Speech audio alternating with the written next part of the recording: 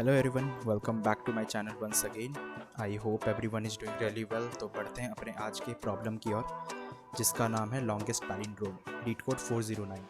Question क्या कह रहा है कि हमें एक स्ट्रिंग एस दे रखी है, जहाँ पे वो क्या कंसिस्ट कर रहा है, एक लोअर केस और अपर केस लेटर्स। ठीक है, तो return the length of the longest palindrome. अब पैलिंड्रोम क्या होता है कि अगर हम लेफ्ट साइड से भी पढ़ें और राइट साइड से भी पढ़ें, दोनों साइड से हमें सेम या सिमिलर नंबर ऑफ एलिमेंट हो, ऊपर से वो सेम रीड हो।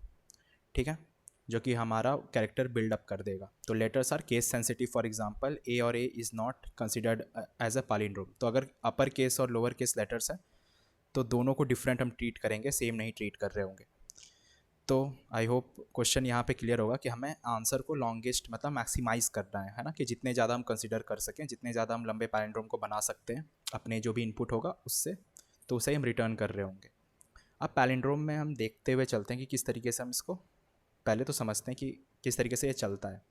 तो देखो, अगर कोई भी पैलिंड्रोम हम देखें, तो यहाँ पे मैं ले लेता हूँ एग्जांपल। इसे हम कह सकते हैं ये पैलिंड्रोम है ना, कि अगर हम लेफ्ट साइड से भी पढ़ें और राइट साइड से भी पढ़ें तो दोनों साइड से हम सेम ही चीज़ पढ़ रहे होंगे, है ना, ए बी बी ए, या फिर राइट साइड से भी पढ़ेंगे तो ए बी बी ए ही आएगा। क्लियर। तो हमने एक चीज़ नोटिस किया कि अगर कोई जो भी कैरेक्टर्स होंगे वो पैलिंड्रोम होगा, तो ये पक्की बात है कि उनके पास इवन नंबर ऑफ कैरेक्टर्स मौजूद होंगे, कि ए भी यहाँ पे 2 बार है और बी भी यहाँ पे 2 बार है। ये चीज़ हमें यहाँ पे पक्का दिख रहा होगा कि हाँ, वो जो भी होंगे पैलिंड्रोम में वो इवन नंबर ऑफ पेयर्स होंगे। अब कुछ लोग होंगे ऐसे जो मुझे बताएंगे कि नहीं, आप गलत बता रहे हो, है ना, सिंगल कैरेक्टर भी कभी कभी मिडिल में आता है। मतलब कि जैसे कि मैं कहूँ कि ये तो एक पैलिंड्रोम है ना, ए बी सी डी और डी सी बी ए, कहीं से भी पढ़ो, राइट साइड से पढ़ो, लेफ्ट साइड से पढ़ो, ये भी पैलिंड्रोम है, राइट। लेकिन अगर मैं कहूँ कि ए बी सी डी और सी बी ए, है ना, ये भी पैलिंड्रोम है। यहाँ पे आप ये कह सकते हो कि हाँ यार, ए 2 पेयर्स में है, बी भी पेयर्स में है, सी भी पेयर्स में, लेकिन डी तो पेयर में नहीं है ना। लेकिन पैलिंड्रोम तो ये भी है। आप राइट से भी पढ़ो या लेफ्ट से भी पढ़ो तो दोनों के आंसर सेम ही आएंगे। ठीक है, तो हम ये कह सकते हैं कि ये भी पैलिंड्रोम कंसीडर किया जाएगा, लेकिन जहाँ पे मिडिल एलिमेंट जो होगा वो सिर्फ सिंगल डिजिट होगा या फिर सिंगल कैरेक्टर होगा उसका। ठीक है, तो हमें पैलिंड्रोम उसका भी मिलेगा जो सिर्फ वन एलिमेंट मिडिल में होगा। और हमें ये भी करना है कि हमें लेंथ को मैक्सिमाइज़ करना है। ठीक है, तो अगर हम मिडिल वाले को कंसिडर नहीं करते हैं और अगर हम सीधा पैलिंड्रोम बनाएंगे, है ना, अगर मान के चलो इसको हम कंसिडर नहीं करेंगे तो इसकी लेंथ कितनी हो जाएगी, तो ये 6 ही होगी। लेकिन हमने क्या देखा कि अगर हम मिडिल एलिमेंट को इंक्लूड करते हैं तो हमें कितने लेंथ की एलिमेंट मिलेगी, तो 7 लेंथ की पैलिंड्रोम की लेंथ हमें मिल जाएगी, है ना, जो भी हमारी स्ट्रिंग बनेगा। तो हमें आंसर को मैक्सिमाइज अगर करना है तो ऑफकोर्स हमें वो भी कंसिडर करना पड़ेगा, मिडिल एलिमेंट को, है ना, ऐसे तो उसको छोड़ नहीं सकते। लेकिन हमें एक चीज़ ध्यान में देना है कि जो हमारा मिडिल एलिमेंट होगा वो सिंगल ही होगा। मतलब ऐसा नहीं कि यहाँ पे डबल वाले एलिमेंट आ जाए, है ना। अगर मान के चलो ये ई बन जाता डी के जगह, लेकिन यहाँ पे खिचड़ी बन गई वैसे तो, हाँ, लेकिन अगर 2 एलिमेंट अगर मिडिल में आ जाएं तो हम ये नहीं कह सकते कि ये दोनों को पैलिंड्रोम है, ये कुछ और, ये गलत हो जाएगा, है ना। तो अगर ये पेयर में आ रहे होंगे बीच में, तो ऐसा नहीं हम कह सकते कि हम सबको पेयर में डाल देंगे, कि जो पेयर वाले एलिमेंट हैं वो तो साइड साइड में रहेंगे, लेकिन जो सिंगल एलिमेंट है उनको मिडिल में डाल दें, तो ऐसा नहीं चलेगा, है ना। तो हमें एक ही एलिमेंट डालना है, राइट। तो ये इसको हम वापस से सही कर देते हैं। तो हमें सिर्फ एक ही कैरेक्टर ऐसा होगा जो कि बीच में आ रहा होगा। ठीक है, तो अगर सारे लेंथ मतलब अगर हमें इवन मिल गए, है ना, तो वो तो पेयर में आएंगे, उससे हमें कोई प्रॉब्लम नहीं है। तो हमें अगर मैक्सिमाइज़ करना है लेंथ को, तो हमें ऑड फ्रीक्वेंसी एलिमेंट का भी ध्यान रखना पड़ेगा, जिसको हम सिर्फ सिंगल को हम मिडिल में डाल रहे होंगे, है ना। हमें बस ये ध्यान रखना है कि सिर्फ एक एलिमेंट आएगा जो कि मिडिल में आएगा अगर वो उसकी फ्रीक्वेंसी ऑड है। बाकी जो इवन वाले हैं वो तो साइड में पेयर अप कर ही लेंगे, राइट। तो हमने क्या रियलाइज़ किया यहाँ पे कि we need to take the advantage of odd frequency element, right. हमें किसका एडवांटेज लेना है, ऑड फ्रीक्वेंसी एलिमेंट का। जिस तरह मेरी एक्स ने एडवांटेज लिया था, तो वैसे ही हमें ऑड फ्रीक्वेंसी एलिमेंट का एडवांटेज लेना पड़ेगा यहाँ पे। Okay, so let's see how we will solve it. तो हमारा पहला काम क्या होगा कि हम ग्रैब करेंगे इवन नंबर ऑफ एलिमेंट को और ऑड फ्रीक्वेंसी वाले एलिमेंट को, है ना। तो इनको पहले हम ग्रैब कर लेंगे, क्योंकि हमारी कंसर्न मेन है फ्रीक्वेंसी से, है ना। हमें उसी से पता चलेगा कि कितने नंबर ऑफ काउंट है उनके, जितनी उनकी फ्रीक्वेंसी होगी उतने नंबर ऑफ काउंट होंगे, कि ए अगर 2 बार आया है तो कौन कौन से इवन पेयर्स में मौजूद हैं और कौन कौन से ऑड पेयर में मौजूद हैं, तो हमें वो निकालना पड़ेगा। जैसे कि अगर मैं एग्जांपल ले लेता हूँ अगर ए बी सी सी सी और डी डी, है ना। तो ये एग्जाम्पल 1 है आई गेस हमारा। तो अगर हम इसकी फ्रीक्वेंसी काउंट देखें तो ए की फ्रीक्वेंसी कितनी होगी, 1 होगी। बी की कितनी होगी, 1 होगी। सी की अगेन कितनी है, तो 4 है ना। डी की कितनी है, तो यहाँ पे दिख रहा है कि 2 है। ठीक है, ये हमने फ्रीक्वेंसी काउंट निकाल लिया। अब हमें ये देखना है कि इसमें से कौन कौन से पहले तो इवन वाले पेयर्स हैं, क्योंकि इवन पेयर हमें प्रॉब्लम नहीं करेंगे। तो हमें दिख रहा होगा यहाँ पे सी इवन काउंट है, डी भी इवन काउंट है ना। तो अगर हम इनको पैलिंड्रोम बनाने की कोशिश करें तो हम ये कह सकते हैं कि डी डी यहाँ पे आ जाएगा, एक सी यहाँ पे भी आ जाएगा, और एक सी यहाँ पे आ जाएगा, है ना। तो हमने 4 सी और 2 डी, यहाँ तक तो चीज़ें ठीक है ना। तो हम हमारे आंसर में हम सिंपली क्या ऐड कर सकते हैं कि जो हमारा आंसर होगा उसमें क्या ऐड कर दो, 4+2। इवन वाले पेयर्स तो डायरेक्ट ऐड हो जाएंगे। तो अगर हम अपना एक सूडो कोड लिखने की कोशिश करें तो हम कुछ ऐसा सा लिख सकते हैं कि अगर हमारी जो फ्रीक्वेंसी है वो मॉडुलस ऑफ 2, है ना, अगर वो ज़ीरो है ना, मतलब कि अगर इवन है तो आंसर में क्या करो, आप सीधा ऐड कर दो उसके फ्रीक्वेंसी को। ठीक है यहाँ तक। एल्स केस में क्या होगा, ऑड होगा वो, है ना।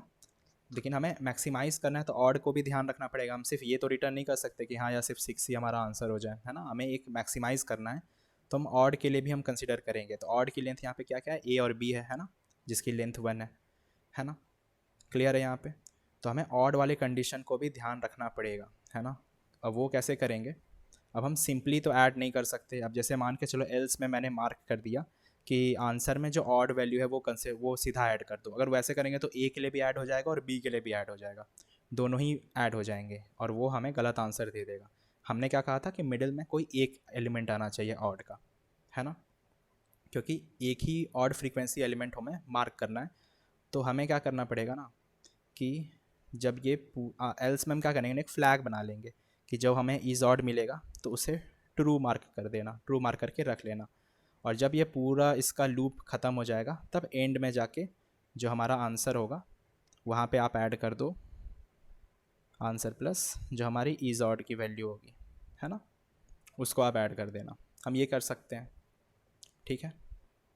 तो हम देख भी रहेंगे यहाँ पे हम कर सकते हैं कि हाँ 4+2 इवन वाले केस हो गया। उसके बाद ऑड वाले केस में जो एक आएगा उसको हम ऑड कर देंगे, जो ट्रू मार्क करके रखा रहेगा, है ना, कि हमें ऑड की कंडीशन मिल चुकी है, राइट।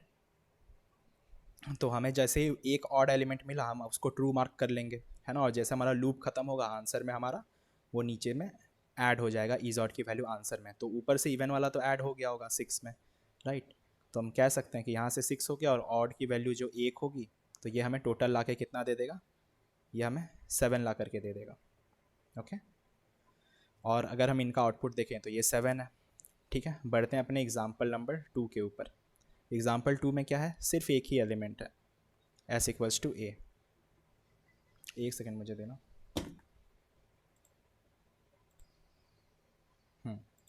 तो वो थोड़ा सा डिस्टर्बेंस आ रहा था, आई गेस अब सही होगा, है ना, अब स्मूथ है। तो ऐसा हमारा सिंगल एलिमेंट है। अब सिंगल एलिमेंट के लिए क्या होगा, हमने देखा था कि हमारी जो हम किस तरीके से कैलकुलेट करते हैं चीज़ों को, कि जो भी हमारा आंसर में होगा फ्रीक्वेंसी ऑफ ए पहले हम निकालेंगे, है ना। सिंगल एलिमेंट है तो ए की फ्रीक्वेंसी 1 होगी। अब ये क्या होगा, ये ऑड वैल्यू हो गया। तो जो हमारा आंसर में ऐड हो रहा था, तो आंसर में पहले क्या होता है, पहले इवन वाला पार्ट ऐड हो रहा था, तब हम जाके इज ऑड मतलब जो ऑड की वैल्यू थी वो हम ऐड कर रहे थे। तो इवन के केस में तो यहाँ पे 0 हो गया और ऑड के केस में कितनी थी वैल्यू, 1 थी, है ना। तो हम सिंपली इसे रिटर्न कर सकते हैं कि हमारा आंसर 1 आ जाएगा यहाँ पे, जो कि इनके आउटपुट में दिख भी रहा है ना, कि आउटपुट इनका 1 है।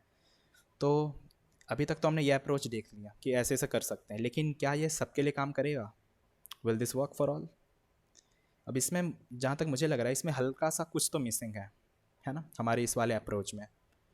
क्योंकि अब देखो हमने क्या किया ना, हमने फ्रीक्वेंसी तो हमारी ऑड है, ऑड के लिए हमने सिंगल वैल्यू ऐड कर दिया, राइट।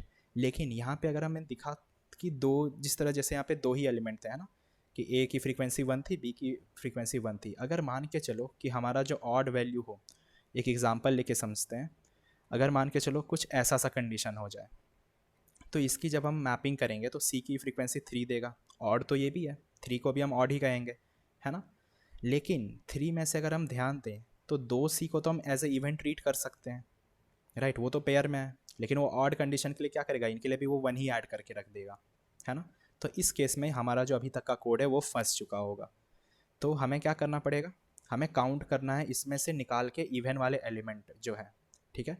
तो बेसिकली हम जो यहाँ पे कर रहे थे एल्स कंडीशन में simply is odd equals to true, तो हमें ये नहीं करना है। हमें क्या करना है ना, हमें आंसर में यहाँ पे ऐड करना पड़ेगा क्या, फ्रीक्वेंसी -1, उसके बाद हमें इज ऑड को ट्रू करना है, राइट। अब इससे क्या हुआ, है ना, आंसर में जो मैंने फ्रीक्वेंसी -1 किया, इससे क्या फ़ायदा हुआ। तो अब देखो फ्रीक्वेंसी जो होगी, अब किसी भी ऑड नंबर में अगर हम -1 करते हैं तो वो उसे इवन बना देता है। तो 3 - 1 अगर हम करेंगे तो 2, तो 2 पेयर तो हमें, मतलब एक पेयर तो हमें मिल गया, है ना। यहाँ पे 3 सी थे, तो 3 में से 2 तो पैलिंड्रोम के लिए हमारी हेल्प कर सकते हैं इवन नंबर क्रिएट करके, राइट। और बाकी जो एक बच गया है ना, 1 बच गया, तो वो ऑड की तरह हमारा काम कर देगा। क्लियर, आई होप ये थोड़ा क्लियर हो रहा होगा।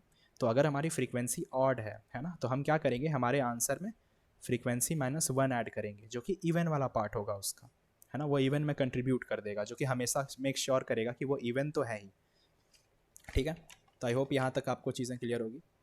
अब जैसे यहाँ पे 3 था फ्रीक्वेंसी, तो 3 के लिए क्या हो गया, हमारे पास 2 हो गया। तो हम हमेशा अपने इवन वाले पार्ट को आंसर में ऐड कर रहे होंगे। तो बेसिकली जो हमारा लास्ट आंसर होगा उसमें क्या होगा, ऑड वाले केस में, तो फ्रीक्वेंसी -1 तो हम ऐड कर देंगे प्लस इज ऑड, ये हमेशा 1 ही देगा, है ना, ये हमेशा 1 ही ऐड कर रहा होगा, राइट। इज ऑड वाला पार्ट, वो जो ट्रू वैल्यू आएगी उसके लिए वो 1 ऐड कर रहा होगा।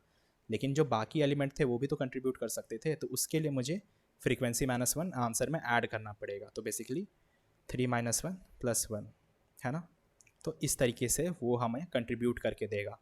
मतलब कि जो हमारी ऑड फ्रीक्वेंसी होगी उसके लिए हम क्या करेंगे, फ्रीक्वेंसी -1 ऐड करेंगे और हम इज ऑड को भी मेंटेन करेंगे, ठीक है। और उसे हम एंड में ऐड करेंगे। एक एग्जांपल और लेके देखते हैं तो उससे क्लियर हो जाएगा। जैसे यहाँ पे CCC और DDD, है ना। अब इसके लिए हमारी C की काउंट कितनी होगी, 3 होगी, D की भी काउंट कितनी होगी, 3 हो जाएगी, ठीक है। तो मैं क्या कर रहा हूँ, इसमें से जो भी हमारे ऑड नंबर है उसके लिए हम क्या करेंगे, फ्रीक्वेंसी -1 निकालेंगे। तो इसके लिए 2 हो गई, ये भी ऑड काउंट है तो इसके लिए भी फ्रीक्वेंसी -1, तो 2 हो गई। तो हमारा जो आंसर होगा उसके अंदर 2 + 2, ये इवन वाले काउंट हो गए, है ना, प्लस इज ऑड। और मैंने क्या बोला था, इज ऑड हमेशा कितना देगा, 1 ही कंट्रीब्यूट करेगा। तो बेसिकली 2 + 2 + 1, तो ये हमें 5 ला के देगा। अब कैसे हम इसे स्ट्रिंग जनरेट करके देखते हैं, तो देखो C और C, यहाँ पे 2 C आ चुके हैं, है ना। D और D ये दोनों भी कंट्रीब्यूट कर रहे थे, ठीक है। तो इनका पार्ट मैंने क्लियर कर दिया। अब जो एक ऑड वैल्यू है, तो ऑड वैल्यू क्या है ना, बीच में या तो C या D कोई भी आ जाए दोनों में से।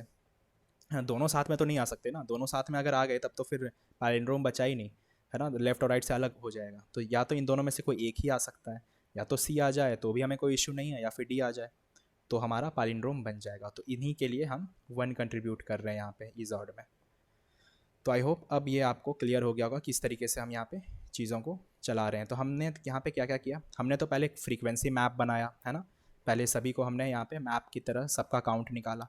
उस मैप का यूज़ करके हम ये चेक करते गए कि कौन कौन से इवन नंबर ऑफ एलिमेंट है। जो इवन वाले हैं उसको तो हम सिंपली ऐड कर दिए, है ना, जो उसकी फ्रीक्वेंसी है कि ये तो पक्का है, हमें हेल्प करेगा ही हमारी पैलिंड्रोम जनरेट करने में। और जो ऑड है उसके लिए हमने क्या किया कि ऑड में भी हमने इवन वाला पार्ट जो निकल के आएगा उसे हम डायरेक्ट ऐड कर सकते हैं। और बाकी जो बचा कुचा एक सिंगल ऑड होगा जो कि मिडिल में कंट्रीब्यूट कर रहा होगा, क्योंकि हमें आंसर को मैक्सिमाइज करना है। तो इस वजह से हमें एक सिंगल जो ऑड वैल्यू होगी उसे भी डालनी पड़ेगी वहाँ पे। तो इससे हमारा फाइनली ये प्रॉब्लम सॉल्व हो जाएगा। तो हम बढ़ते हैं अपने सीधे इसके कोड के ऊपर। तो ये हमारा कोड है इसका। तो हमने क्या किया, यहाँ पे सिंपल जो हमारा पहले स्ट्रिंग की लेंथ निकाल ली, एंड में स्टोर कर लिया, ये हमारा आंसर वेरिएबल है। उसके बाद हमने सिंपली एक फ्रीक्वेंसी मैप बना ली यहाँ पे, यहाँ तक ठीक है। उसके बाद मैप के अंदर हमने की वैल्यू पेयर बना लिया, है ना, कि जो जो हमारे करैक्टर हैं उसकी कितनी वैल्यू रहेगी। तो करैक्टर टू इंटीजर मैप है ऑफ कोर्स, तो जो उसकी फ्रीक्वेंसी काउंट होगी वो हमारे राइट वाले पार्ट में या वैल्यू वाले पार्ट में स्टोर हो जाएगा। और जो हमारी की वाले पार्ट में वो पर्टिकुलर करैक्टर है ना, कि हर एक करैक्टर की क्या फ्रीक्वेंसी है। उसके बाद हमने एक फ्लैग बना लिया इज ऑड का, है ना, कि क्या वो नंबर ऑड है, तो फिलहाल की तो फॉल्स रहेगा इनिशियली। उसके बाद हम किसके अंदर आइट्रेट कर रहे हैं, जो हमारी एंट्री सेट है ना, ध्यान से कि जो हमारी एंट्री सेट है उसके अंदर, मतलब जो हमारी की वाली पेयर होगी उसके अंदर हम आइट्रेट कर रहे हैं। और हर एक की पहले वैल्यू देख रहे हैं कि उसको हम किस में स्टोर कर रहे हैं, FR में, है ना। बेसिकली फ्रीक्वेंसी का शॉर्ट में मैंने रख दिया क्योंकि फ्रीक्वेंसी हमने ऑलरेडी यूज़ कर लिया था। तो ये FR हो गया आपका जिसके अंदर हम वैल्यूज़ को चेक करें। उसके बाद हम उस पर्टिकुलर वैल्यू को चेक करें क्या वो इवन है।